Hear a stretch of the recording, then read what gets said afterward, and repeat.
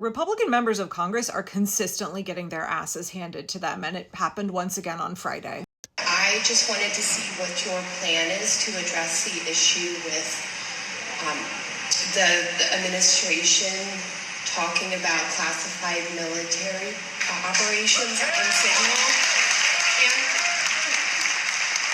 And will you demand the immediate resignation of Pete Hegseth?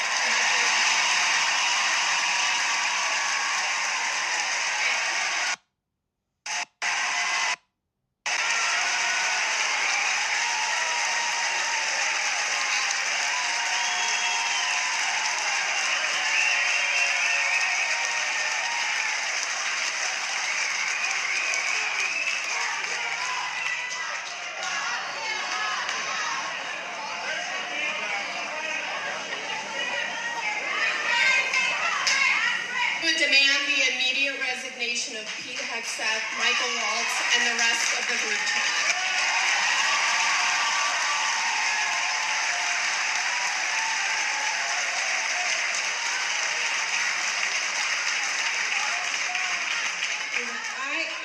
So let me just address, no, I will not demand their resignation. I'll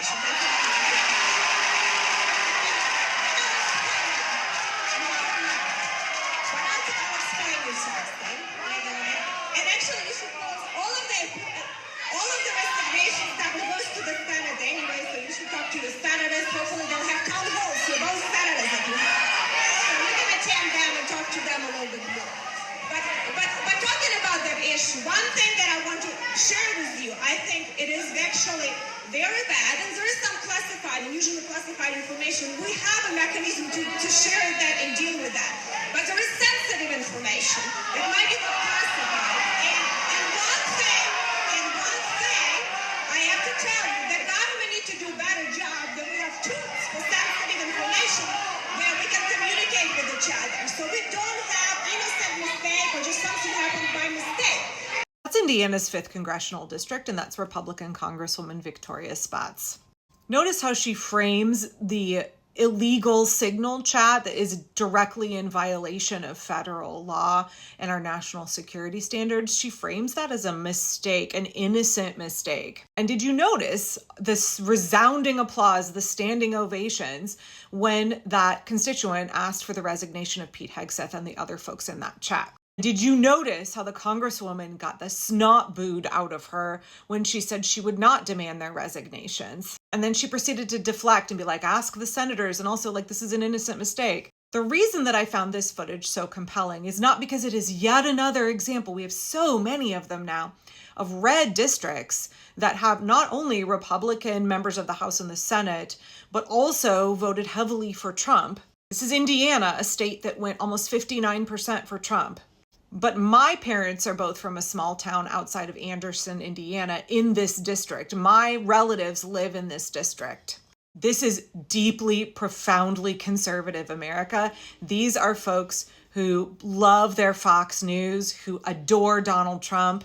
Congresswoman Spartz won her district by almost 20 points. She got nearly 57% of the vote. I also want to point out here that she's an immigrant from the Ukraine.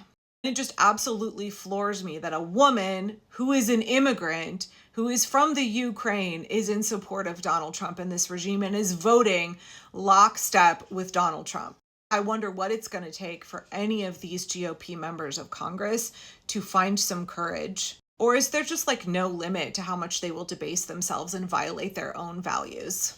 You're standing in support of a president who wants to strip away all of your rights, who wants to wage war against your home country and is a puppet of Russia, who also wants to deport legal immigrants in this country, who wants to repeal birthright citizenship. What is it gonna take for you to peel away from him and vote in support of the Constitution? Clearly not your values, clearly not your identity, clearly not your heritage.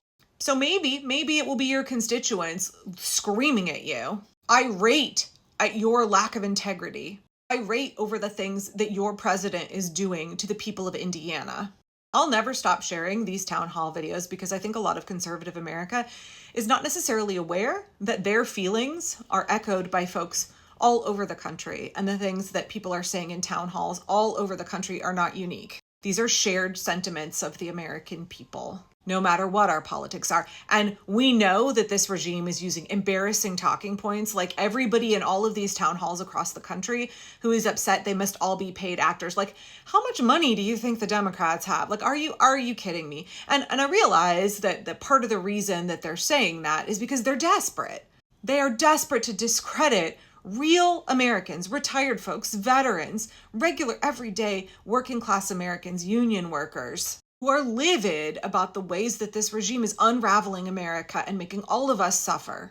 They don't want you to see these town halls, and they don't want you to believe what these regular folks are saying. So I will keep sharing the videos.